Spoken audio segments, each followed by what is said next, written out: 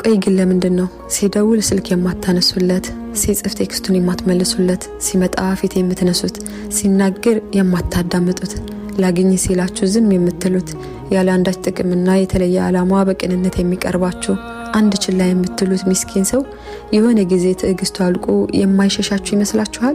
አዎ አንድ ቀን ይመጣል። እሱም በተራው ስልካችሁን ያየ ዝም ይላል። ቴክስታችሁን አይመልስም፣ ወሬያችሁን አያዳምጥም፣ ለጥሪያችሁ መልስ አይሰጥም። እንደኮራችሁ፣ እንደተፈለጋችሁ፣ እንደተናፈቃችሁ፣ እንደተወደዳችሁ የምትዘልቁ ይመስላችኋል? አትሳሳቱ። ሰዎች አለመፈለጋቸው ሲገባቸው፣ ክብራቸው የተነካ እንደሆነ ሲሰማቸው ለአንዴና ለመጨረሻ ጊዜ ጓዛቸውን ሸካክፈው ከቀልባችሁ ለማውጣት ጨካኝ እንደሚሆኑ አትጠራጠሩ። ያኔ ታዲያ እናንተም ፈላጊ ትሆናላችሁ። የከብዳችሁ የነበረ ድምጽ ይናፍቃችኋል። የሚሰለቻችሁ ቴክስት ሩቅ ይሆናል። እናማ ተወደድን ብላችሁ አትኩሩ። ተፈለግን ብላችሁ አትዘንጡ።